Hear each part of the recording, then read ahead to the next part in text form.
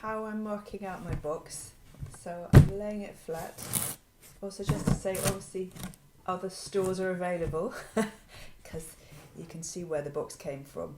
But as I say, I was just drawn to the blackness of it. So I actually have a ruler as well, which I'm just going to use. I'm not going to measure with it. It's not the point of it. It's not being accurate. It's just because it gives me something to draw, because obviously I've got 2 floors on my house.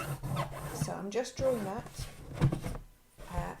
And then again, don't worry about being too accurate, but I'm just drawing my front door. And then I'm going to draw my 2 windows. One on top of the other. So that's literally... So it might look a bit faint on the camera, I'm not really sure. You can kind of see it in the light. Obviously what I'm next going to do is I'm going to get rid of this, and I'm going to get rid of the sticker on the bottom. And then I'm going to cut them out. But I just wanted to show you just literally what you're going to do. Mark it out with pencil. Use a ruler at this point, or a straight edge of something. It could be the edge of a book. If you have, like me, got 2 floors. Just gives you a visual aid when you start cutting out.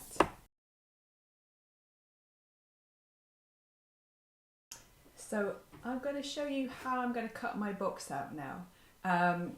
Quickly before I show you, I drew round the masking tape interior to get the round windows, which is an obvious thing to say, but it took me a while to figure that out, because I thought that would make it just easier to cut if I had more accurate circles. So as I say, you don't have to be precise with anything, but if you do want to circle, just anything that you've got at home is really good, like maybe a cup if you don't have some tape.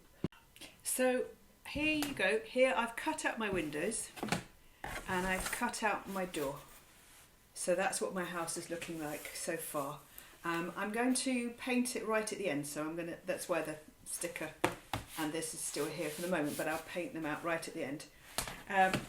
Because I'm having a flat roof, it actually kept the flap at the top. Now, do you remember when I did the interior? I talked about discovering that I needed more light in the building. So the next thing I'm going to do is turn the box round, and I'm going to do the reverse. So I'm going to cut out the other windows at the back of the house, and I'll show you when I've finished. Hope you're enjoying it. I bet it looks amazing. So I just wanted to show you, again, I keep mentioning this, but it's not about accuracy, but finding a quick, good solution. So because my top windows of the back of my building are rectangular, I've got an old, I think it was a chocolate packet. So I thought that would make a good shape for a very large window. So I literally drew around that to get the shape twice, and then I used the masking tape again. Couldn't find it, there you go. There's the masking tape to make the 2 windows at the bottom. Another thing, because I've got 2 floors, there's the front of the building again. I took the ruler and I did measure round just so I could get the same line at the back. So I hope that makes sense. So I've got a line here which I used the ruler, a line there, and then I took it round the edge and did a line there, and then I joined them up at the back. Again, it's not to be accurate, it's just so that I've got the same levels throughout the building, because obviously I'm using windows at the back as well as the front. So next thing I'm going to do is cut that out, and I'll show you what it looks like.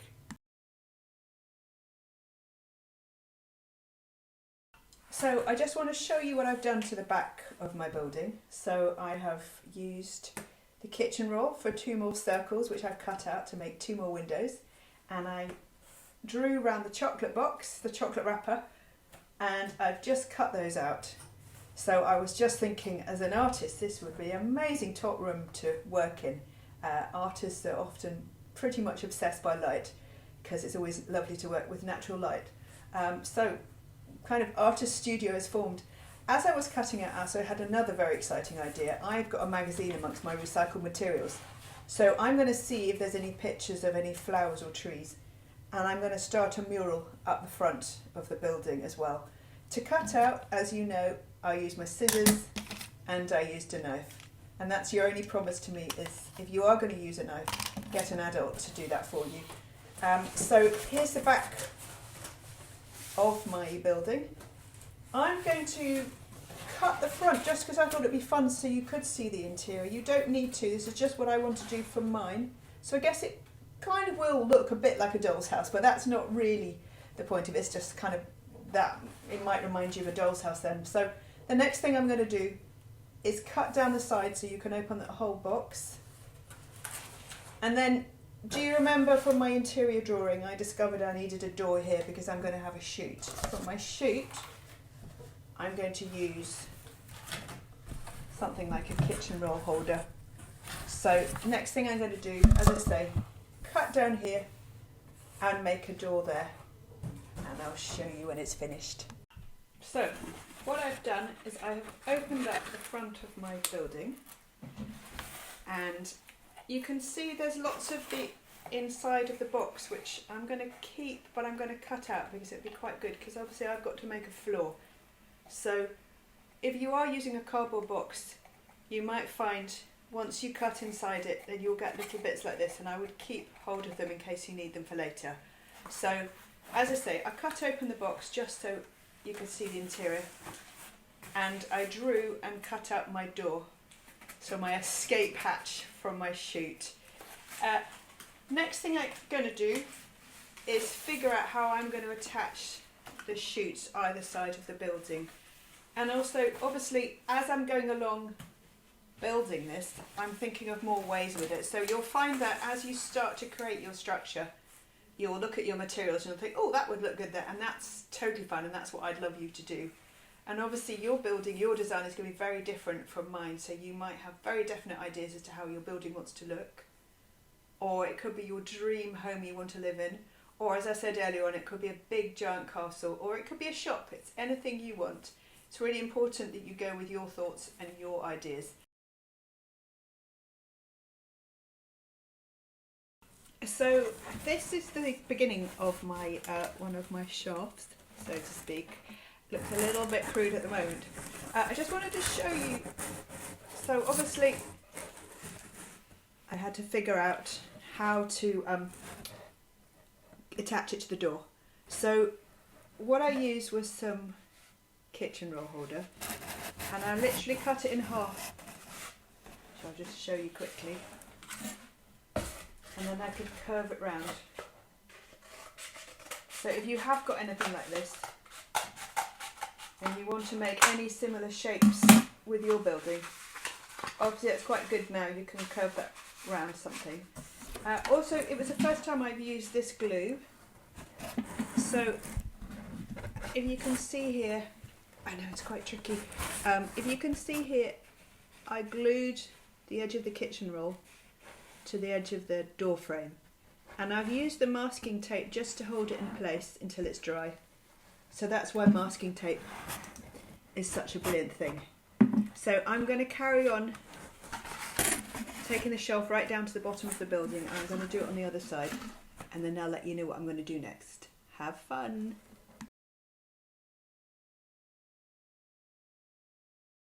There is the floor. Obviously I didn't measure accurately, I just got my house and I just made sure it fit and then trimmed it and trimmed it. And obviously as I was cutting out, I just remembered my stairs in the middle.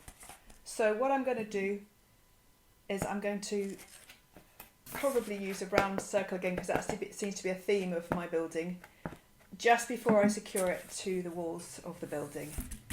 So yeah, if you like me are going to be doing any kind of floors, just remember to put your staircase, the hole in for your staircase, before you glue it or attach it to your building. So I have just secured my floor to the building, so it's all taped up at the moment, so I won't be able to show you inside, but in the meantime I'm now going to focus on my roof. And I have just found some very revolutionary material, bubble wrap. So this was in the recycled material, and I just decided how cool would it be if my ceiling and my roof was made up some very amazing material, which was kind of a bit like solar panels. If you know what solar panels are, I'm sure you are. they make electricity for you from the sunshine. So if my building has turned into an eco building, I'm going to put the bubble wrap on the top of the building, and it's strong enough that you can walk on it, because don't forget that's going to be my garden as well. But it's also going to let in a lot of light. So I thought that'd be kind of cool. So that's a perfect illustration as to when you're building something with materials, ideas can change as you find things as you go along. I've got so many materials at home, and they were all in the recycle bag that I forgot I had this. So I think that would be perfect. So I'm going to attach it to the top of the building, and I'll show you what it looks like in a bit. Now the next thing I'm going to do is try and work out how to make my balcony. If you go back to my original drawing, you remember there was a balcony at the top. So I'm going to figure out how to make that next. I'm going to use the plastic container, which is here. So I'm going to work out how I can cut that out and fix that to the top of the building. And then I'll come back to you when that's done. So I've managed to secure my balcony to the top of the building.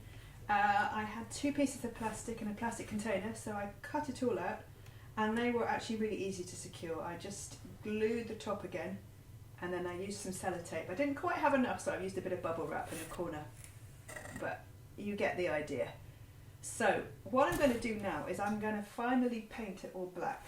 That's just my decision with my building, so please don't think you need to paint yours at all unless you like a colour, or you decide your building would suit one colour, or maybe you want to do loads of different colours in it. That's totally up to you.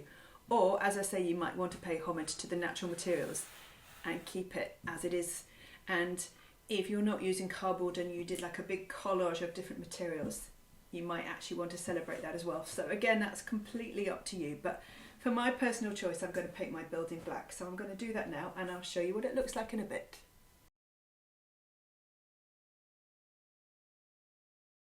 Hello, so it's the next day. So everything I've done so far has taken me about a day. So I would allow yourself at least 2 days for this project if you want to make a building as big as the one I've made. I have painted it black, and I've given it a second coat. Still a bit wet, as you can see, but it is looking a wee bit smarter. Obviously, I'll show you properly at the end, but you can get the drift. So the next thing, I look at my painted black hands already, which is jolly good. I am going to focus on the trees. I don't know if you remember, I wanted to have a garden at the top of my house because I'm focusing on a lockdown house, and lots of nature and greenery around us would be brilliant.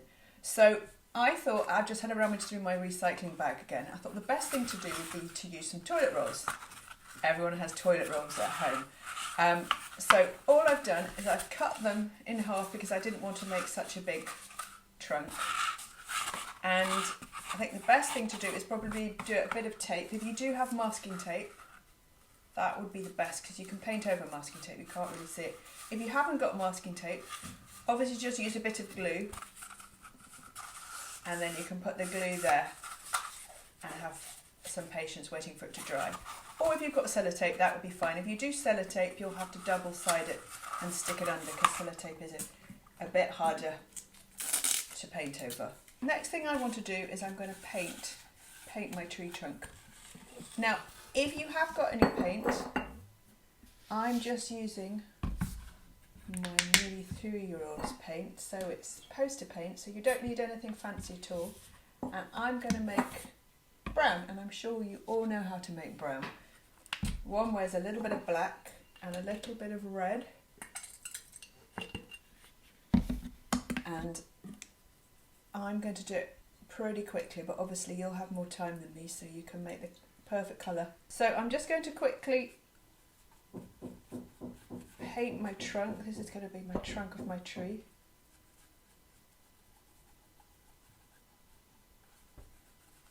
And nearly finished there. So I thought it'd be quite fun if we made the leaves or the branches, whatever you like to see them as, out of plastic bags. So the next thing I'm going to do is I'm going to use the knife. Again, if you do have a knife at home, make sure an adult does this. And I'm going to cut some slits at the top.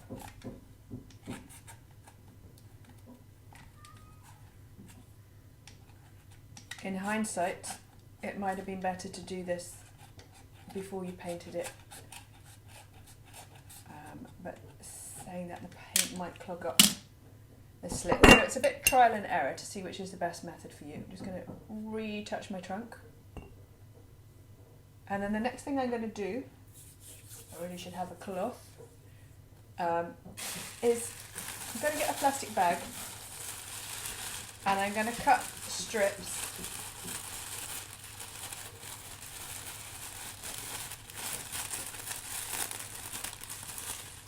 again.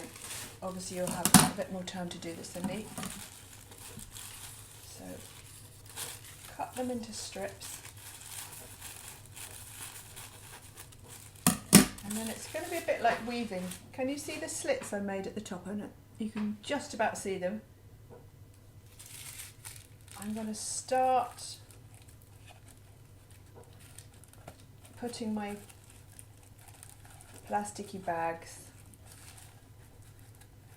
into the slits. So you kind of get the picture straight away. You can of course leave everything natural, which I actually really like. I never like to apologise for the materials I use. So don't worry if it does look like a plastic bag on a toilet roll, because obviously that's what it is, and I kind of like that because we're exploiting that we're using recycled materials, and to be proud of that. But it's also to make maybe other people aware that you can do lots of exciting things with recycled materials. So just going to do 2 branches there, just so you get the idea. So it kind of looks a bit like a palm tree. It's quite an abstract tree, but I actually really like that. I'm just going to very quickly show you, obviously, how you can paint the leaves, and surprisingly they work really well when you paint plastic. So again, using the toddler paint, got a bit of green, and again, because I said I don't like using paint just straight out of the bottle, I'm going to add a little bit of blue to mine. Again, yours is personal preference, and of course this is only if you want to make a tree, but it'd be good for you to maybe experiment and see what else you can make with a plastic bag. So I'm mixing it all together. I've got a little bit of brown left over from my trunk in there, which is actually making quite a beautiful colour.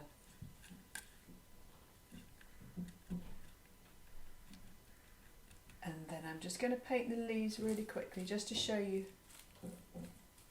how well the paint sits on top of the plastic. So you get the idea. And then I'll finish that off and let you know. Now the next thing I'm going to do, once I've made and finished the trees, is I'm going to focus on my interior. I need to make the staircase and I need to paint the walls inside. But just so you get the idea, there's one tree made out of plastic bags, and I made another one earlier which I need to paint the bottom of the trunk.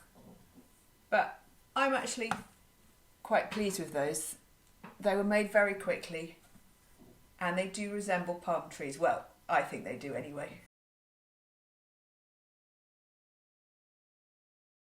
So something we have a lot of at home is egg boxes. We eat quite a lot of eggs between us. So I was just looking at the interior of an egg box, and I thought this bit would make really good stairs. Well, do you remember my staircase were going to be like a 1960s staircase, so a bit scary to walk up, but very design led. So I'm just going to turn the camera down so you can get a better look. So I've just started cutting out the egg boxes, and it'd actually be quite good for you to keep all the other bits of material around it in case you wanted it as something else. So all I'm doing is cutting out these bits. So can you see that? That to me looks like a sort of giant staircase, and I thought that'd be really fun to join together. So I'm simply going to glue this all together, and then I'm going to fix it into the interior of my house, and then I'll show you what it looks like. So I have now painted the interior of the house, if you can just about see, and I fixed the staircase. So yellow, pink, and an orangey colour and a bright red stairs. Now, I'm sure you've all done collage before, but I'll just talk you through it again quickly. So, got a magazine. I found one figure which I thought would look quite good at the top of the balcony. So all I'm going to do is put some of the glue on the back of her, stick it to some cardboard, and then I'll cut around that again. And that's just going to be my one figure. And then I just thought there's patterns like this, which are really beautiful, which I thought I'd cut out and stick on the front of my house. And I'm going to flick through. So the first thing to do is really just flick through lots of magazines, and anything that jumps out at you, rip it out, and then you can cut it up carefully later and see what you want to do with it. That's, of course, only if you want to use collage. But there's your quick reminder on how to do collage. I'll see you in a bit. Hello, how are you doing? So I finished my house. Woo! It's quite tricky to show you on camera actually, but I will obviously take some photographs of it as well.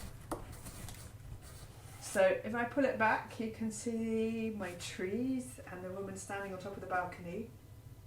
And then coming back, there's the whole house. And then moving forward again, you can see the mural I have collaged on the front of the house. I think that'd be amazing if that happened in real life. Then it opens up and you can see the interior, and hopefully you can see the stairs.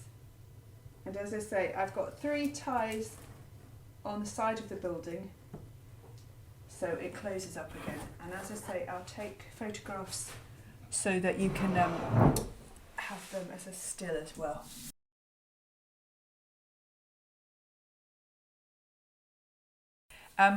Houses are never built in isolation, even if they're not close to each other, because they're made by humans. And what I've done for the end of this video is some friends have also been making houses, and we're going to connect online to see what they look like as a final piece, I guess, to the project. So that's going to happen in a moment. But in the meantime, I would love to see, if you follow this video, I would love to see your own buildings.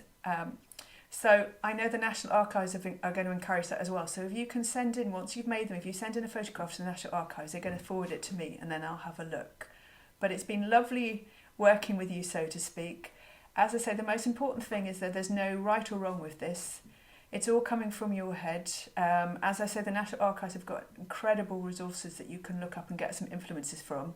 I hope you found this video of use, and yeah, looking forward to see your work. Bye.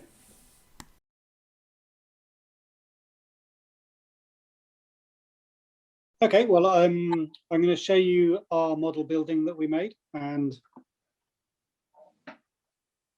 this is it. I'll whiz through, I'll show you inside the front door. It's actually it's kind of a barn, or it's kind of a Anglo-Saxon mead hall. It's made of delivery boxes. So you can see inside, this is actually the box we got a new dehumidifier in. The roof comes off like that, and you can see the structure like that. And it's just made by chopped up bits of cardboard slotted together, really. And we painted the roof yellow so that it looks like thatch. And that's it.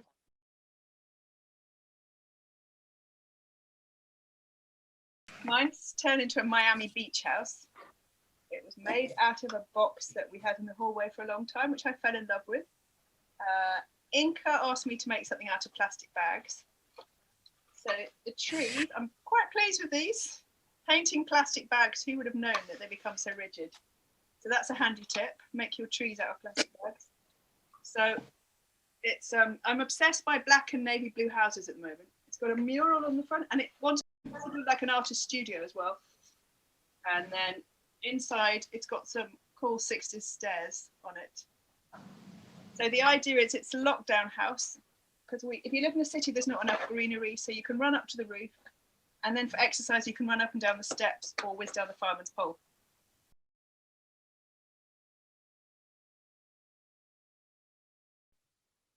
Okay, my turn then. So my building is inspired by the lotus flower.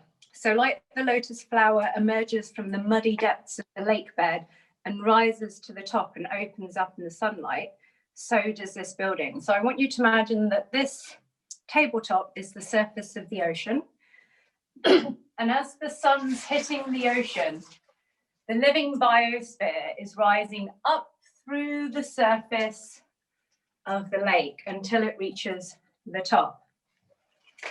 Now, as the sun continues to warm the structure, the living biosphere begins to unravel, beginning to reveal the building inside. And the tendrils just float back down into the lake.